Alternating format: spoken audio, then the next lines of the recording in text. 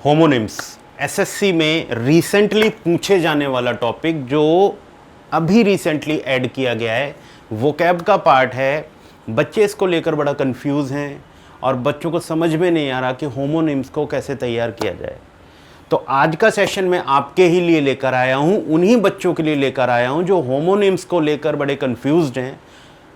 आज का जो ये सेशन रहेगा वो आपका होमोनिम्स पे रहेगा और ऐसे कई सेशंस में लेकर आने वाला हूँ होमोनिम्स के लिए, ताकि जो भी बच्चे एसएससी सीजीएल या अदर गवर्नमेंट एग्जाम की तैयारी कर रहे हैं और जिनको होमोनिम्स को लेकर प्रॉब्लम है, उनकी ये प्रॉब्लम सॉल्व हो जाए। Hi, my name is Yashveer Singh और मैं आपका स्वागत करता हूँ एक्राई एआई पर। तो चलिए शुरू करते हैं आज के सेशन में, होमोनिम्स को हमें एसएससी में कैसे डील करना है। चलिए देखिए, फर्स्ट ऑफ ऑल आपको ये समझना है होमोनिम्स होता क्या है। होमोनिम्स जो होता है ना, बेसिकली वो एक्चुअल में एक वोकेब का ही तरीका है, दूसरा तरीका है वोकेब को पूछने का।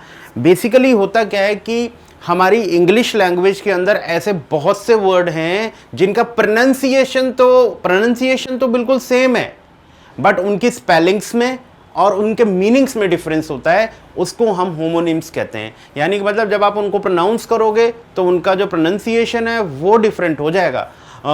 प्रोनाउंसिएशन सेम रहेगा उनका, लेकिन उनका जो मीनिंग है, उनकी जो स्पेलिंग है वो डिफरेंट रहेगी। सो बेसिकली होमोनिम्स का यही डिफरेंस होता है। चलिए देखिए, सबसे पहला होमोनिम जो है वो हमारा क्या है, अल्यूड। ठीक है, अब देखो एक जो होमोनिम है वो ए से शुरू हो रहा है, जिसमें हमारी स्पेलिंग में देखो, यहां पर आप ध्यान से देख सकते हो कि यहां पर इसकी स्पेलिंग अलग है और इसकी स्पेलिंग अलग है, लेकिन दोनों का जो प्रोनाउंसिएशन है वो सेम है। इसका भी प्रोनाउंसिएशन ल्यूड है और इसका भी प्रोनाउंसिएशन ल्यूड है।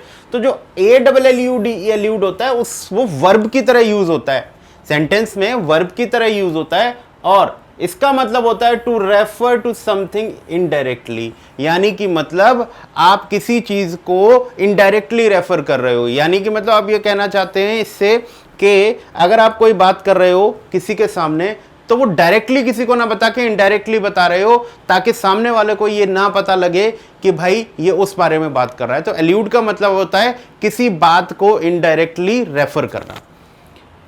सेम इसका जो दूसरा वर्ड है प्रोनाउंसिएशन, एल्यूड। एल्यूड का मतलब होता है टू एस्केप और अवॉइड। यानी कि मतलब कहीं से भाग जाना या किसी को अवॉइड करने को हम एल्यूड भी कहते हैं। The thief manage to elude the police. यानी कि मतलब यहां से समझ में आ गया होगा कि वो किस तरीके से उन्हें चकमा देके अवॉइड कर गया। और यहां पर एल्यूड का मतलब the speaker alluded to the recent controversy. Alluded to the recent controversy का मतलब है कि जो स्पीकर था उसने बात बात में जो रीसेंट कंट्रोवर्सी चल रही है उसके बारे में उसने क्या किया, एक तरीके से इशारा किया, डायरेक्टली नहीं इनडायरेक्टली। ठीक है, जैसे आजकल राम मंदिर की चोरी को लेकर क्या हो रहा है, बहुत सारा विवाद चल रहा है और कुछ लोग उसको डायरेक्टली ना कह के इनडायरेक्टली बोल रहे हैं, तो वो एल्यूड कर रहे हैं उसको। चलिए नेक्स्ट देखिए, बर्थ। अब मोस्टली बच्चों को इसके बारे में पता होगा, लेकिन जिसको नहीं पता है मैं उसके बारे में बता देता हूं कि जो ये BERTH बर्थ होता है और BIRTH बर्थ होता है, तो ये जो बर्थ होती है वो जो हमें ट्रेन्स में और बसेस में जो हमें सीट मिलती है उसको हम बर्थ कहते हैं, BERTH वाला। और ये जो बर्थ होता है इसका मतलब तो सबको ही पता है। तो a sleeping place in a train, ship और रिजर्व्ड सीट। यानी कि मतलब जो भी तुम्हारी रिजर्व्ड सीट है उसको बर्थ बोल दोगे। I booked a lower berth. और बर्थ का मतलब the act of being born, पैदा होने को बर्थ कहते हैं। तो ये बहुत क्लियरली सी बात है, आप इसको समझ गए होंगे। चलिए नेक्स्ट क्वेश्चन पर चलते हैं बच्चों। कैनन। अब देखो यहां पर कैनन एक का तो तुम्हें पता होगा भाई, एक होता है CANON और एक होता है CANNON। तो दोनों में जो डिफरेंस है सिर्फ एक N का डिफरेंस है, ध्यान से देख लो। ठीक है, अब कुछ बच्चे इसकी स्पेलिंग को गलत समझते होंगे, CANON है तो आप कोई बच्चा कहता होगा भाई इसमें एक N गलत लिखा है, स्पेलिंग गलत। नहीं, ऐसा नहीं है। इस कैनन का मतलब डिफरेंट है और इस कैनन का मतलब डिफरेंट है। और एक ये जो कैन है ये दोनों ही नाउन की तरह काम करते हैं, याद रखें, ये वर्ब की तरह काम नहीं करते, नाउन की तरह काम करते हैं। तो जो सिंगल एन वाला कैनन है उसका मतलब होता है एन एक्सेप्टेड रूल और बॉडी ऑफ लिटरेरी वर्क्स। यानी कि मतलब कोई भी ऐसी चीज जो रूल आपने एक्सेप्ट कर लिया है, दिस इज अ कैनन। ठीक है, दिस इज द कैनन, यानी कि मतलब ये एक ऐसी चीज है जो हमें एक्सेप्ट करनी ही पड़ेगी और माननी ही पड़ेगी, ऐसा रूल। या फिर कैनन का एक और मतलब होता है सेट ऑफ लिटरेरी वर्क्स, मतलब जो पोएट्स हैं, जो आपके ऑथर्स हैं, जो उन्होंने जो भी अपने किताबें या पोइम्स लिखी हैं, उसको भी कैनन कहा जाता है।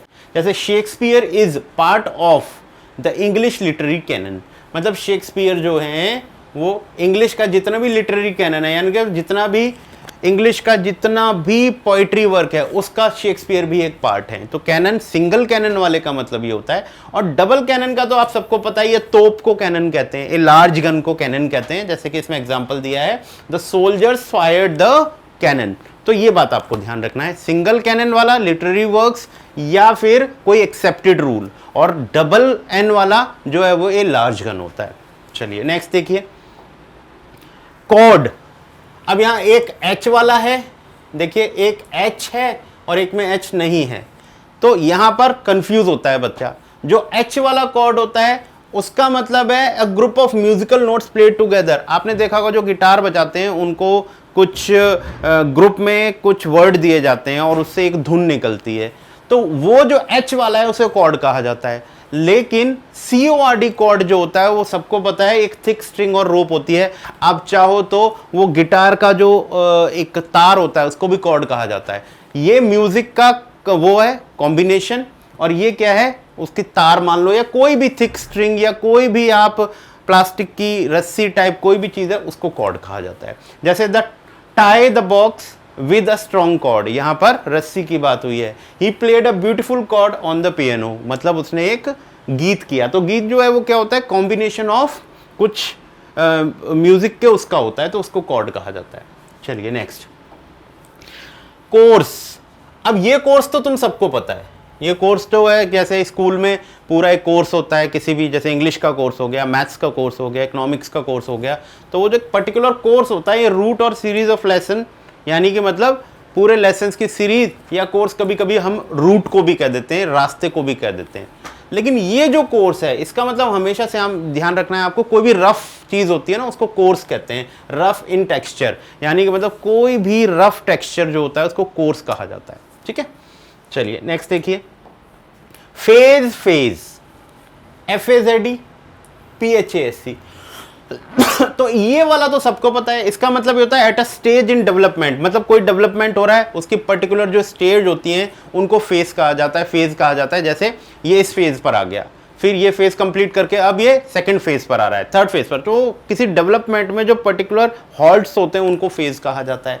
लेकिन ये जो फेज है इसका ध्यान रखेंगे आपको, यानी कि मतलब फेज का मतलब है डिस्टर्ब होना या फिर अनसेटल होना, उसको फेज कहते हैं। जैसे criticism did not phase her, criticism से वो बिल्कुल डिस्टर्ब नहीं हुई, फेज नहीं हुई, तो फेज का मतलब डिस्टर्ब होना भी होता है या अनसेटल होना भी होता है। लेकिन दोनों के स्पेलिंग में डिफरेंस है, ये ध्यान रखेंगे, उनका प्रोनाउंसिएशन सेम है।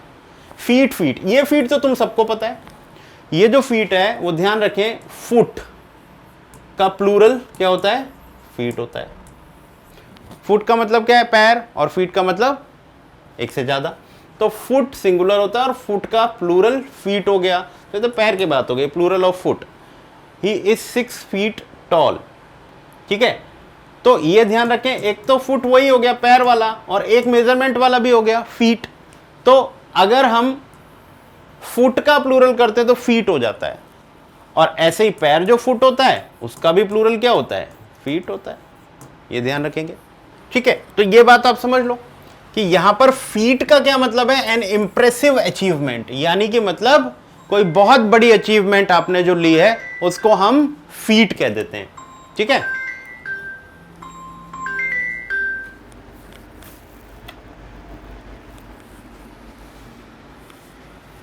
और फीट का तो मैंने बता ही दिया। अब यहां पर फुट जो होता है इसके दो मीनिंग निकल जाते हैं, एक तो मेजरमेंट यूनिट होती है,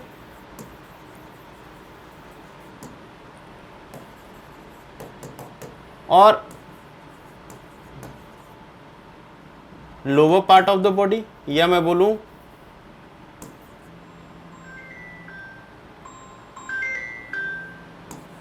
लोअर पार्ट ऑफ लेग, इसको भी कहते हैं।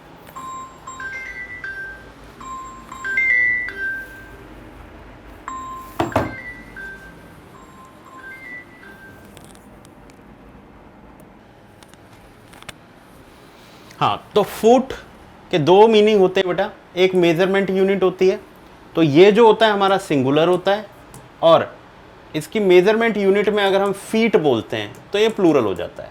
सेम केस यहाँ पर भी होगा, फीट के केस में अगर पैर की बात है तो सिंगुलर फुट और फीट जो होगा हमारा प्लूरल हो जाएगा, तो ये बात भी ध्यान रखेंगे।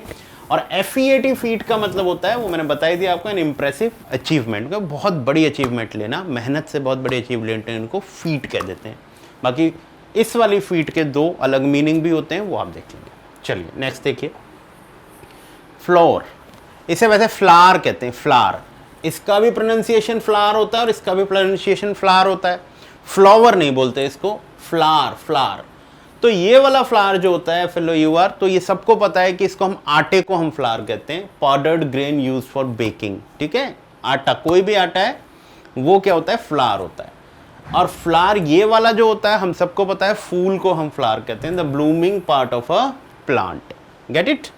चलिए नेक्स्ट क्वेश्चन, गोरिल्ला, गोरिल्ला, ठीक है। अब देखो ये वाला गोरिल्ला जो है और ये वाला गोरिल्ला जो है, ये वाला पहली बार सुन रहे होगे आप लोग, तो ये वाला तो तुम सबको पता है, गोरिल्ला एक बिग एप, ये वाला जो बंदर की प्रजाति से आता है उसको कहते हैं gorilla lives in Africa forest. लेकिन ये जो गोरिल्ला होता है ये बेसिकली आपने देखा होगा गोरिल्ला वॉर, ये एक टेक्निक होती है फाइट की, जिसमें क्या होता है छुपके या धोखे से या किसी बड़ी फोर्स पर हमला करने को हम कहते हैं गोरिल्ला वॉर। तो गोरिल्ला होता है a member of an irregular fighting force, जो रेगुलर नहीं होती, इरेगुलर फाइटिंग फोर्स होती है, उसको स्पेशली इसी काम के लिए दिया जाता है कि भाई तुम्हें इस फोर्स को धोखे से ज़्यादा नुकसान पहुंचाना है, यानी कि तो छुप के, धोखे से या कैसे भी करके वो ज़्यादा नुकसान पहुंचाते हैं, उसको गोरिल्ला कहते हैं। The army fought the gorillas, ठीक है। चलिए नेक्स्ट वर्ड हमारा हील और एक है HEL, लगभग सारे बच्चों को ये पता ही होगा, इसमें कोई नई बात नहीं है। ये वाला हील तो हमारा जो पैर का जो पिछला हिस्सा होता है, बैक पार्ट होता है, उसको हील कहते हैं, the back part of the foot, जैसे हर शू हर्ट हर हील। और हील का मतलब होता है HEL, हील का मतलब होता है रिकवर करना, किसी घाव का रिकवर करना या कोई दुख को रिकवर करना, उसको कहते हैं to make healthy again, the wound will heal soon, ठीक है। तो इसका मतलब ये होता है। नेक्स्ट देखिए, इडल, इडल या इडल मत बोलो इसको, आइडल, आइडल, आइडल। अब ये वाला आइडल जो होता है ना बच्चा, इसका मतलब होता है बिना काम के बैठना, बे उसके रहना, नॉट वर्किंग इन और इनएक्टिव, मतलब इनएक्टिव होना, कोई काम ना करना, इडल बना, खाली बैठने को हम इडल कहते हैं, ठीक है। और इस आइडल को कहते हैं, और इस आइडल को हम क्या कहेंगे, आइडल जो आपका क्या होता है, जिसको आप आइडल मानते हो, यानी कि मतलब वो कहते हैं ना ये मेरा आइडल है, मैं इसके ही वैल्यूज़ को फॉलो करता हूँ, इसके ही प्रिंसिपल्स को फॉलो करता हूँ। तो जैसे कहते हैं ना मेरे फादर मेरे आइडल हैं, तो ये आइडल वो वाला आइडल होता है, a person who is greatly admired, ठीक है। नेक्स्ट देखिए, कर्नल, अब ये सबको पता है, ये वाला तो सबको ही पता है, ये आर्मी का एक पोस्ट होता है, ठीक है। आर्मी का जो है ये लगभग जो होती है हमारी 5th पोस्ट होती है, जिसमें सबसे पहले लेफ्टिनेंट, फिर कैप्टन, फिर मेजर, फिर लेफ्टिनेंट कर्नल, देन कर्नल होता है। तो ये 5th पोस्ट होती है हमारी आर्मी की, ठीक है। लेकिन ये जो होता है ना KERNEL, ये कर्नल जो होता है वो एक तरीके से गिरी जो होती है ना, किसी चीज़ की गिरी, जिसका शेल हटाया उसके अंदर जो गिरी निकलती है उसको कर्नल कहते हैं। तो ये तो the edible part of a nut or seed, किसी सीड का, किसी नट का जो एडिबल पार्ट होता है, एडिबल का मतलब खाने योग्य जो पार्ट होता है उसको कहा जाता है, get it. A senior army officer colonel. अब देखें नैव, नैव और एक और नैव होता है NAIVE, नैव, ठीक है। तो ये तीनों का प्रोनाउंसिएशन ऑलमोस्ट सेम होता है, लेकिन तीनों के स्पेलिंग में भी फर्क है और तीनों के मीनिंग में भी फर्क रहेगा। ये KNAV का मतलब क्या हुआ, अ डिसऑनेस्ट मैन और रॉग, मतलब यानी कि मतलब कोई गुंडा, कोई जो धोखेबाज होता है उसको हम KNAV नेव कहते हैं। जैसे एग्जांपल में दिया, the merchant was cheated by a knave, ठीक है, धोखेबाज। ये वाला नेव जो होता है, तो आप कभी चर्च गए होगे तो आपको पता होगा, तो चर्च के बीच में जो बीच का हिस्सा जो होता है बड़ा सा, उसको नेव बोलते हैं, कि ये NAVE nave, the central part of a church, the visitor stood in the nave. और एक जो NAIVE नेव होता है, इसका मतलब होता है बच्चों इनएक्सपीरियंस्ड,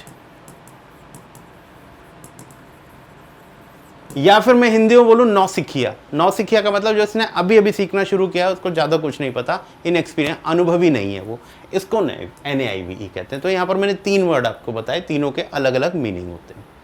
गॉट इट? चलिए नेक्स्ट, लीक। ये वाला लीक तुम सबको पता है, जब कोई चीज़ होती है और उसमें अगर कोई होल हो जाए और उससे कोई चीज़ लिक्विड निकलने लगे तो दैट इज़ कॉल्ड लीक। जैसे आजकल पेपर लीक की भी बात चल रही है, तो वो भी लीक, ये वाला लीक ही होता है, ठीक है। और ये वाला लीक डिफरेंट होता है, इस लीक को ध्यान से सुनें। ये लीक एक वेजिटेबल होता है, जैसे तुमने स्प्रिंग ओनियंस देखे, स्प्रिंग ओनियन की ही तरह ओनियन फैमिली का ही एक पौधा होता है जिसको हम सूप्स में और डिशेस में डालकर यूज़ करते हैं, दैट इज़ कॉल्ड लीक। और दोनों ही ये दोनों नाउन की तरह भी काम कर सकते हैं, लीक जो होता है वो हमारा वर्ब की तरह भी काम कर लेता है, ठीक है।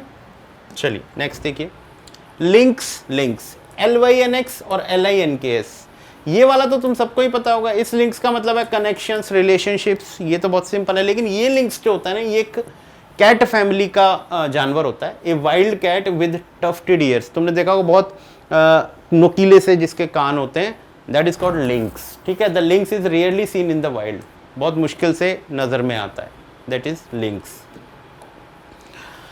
तो चलिए आज के सेशन में इतना ही है। इसी तरीके के होमोनिम्स मैं आपके लिए और भी सेशंस में लेके आऊँगा, तो इन सेशंस को मिस ना करें, हमारी वीडियोस को देखते रहें कंटिन्यूअसली। और अगर ये चाहिए आपको तो उसके लिए आपको हमारे चैनल को सब्सक्राइब करना पड़ेगा। और अगर आपको ये वीडियोस, ये कंटेंट अच्छा लग रहा है तो लाइक भी करें और शेयर भी करें। Thank you so much for watching.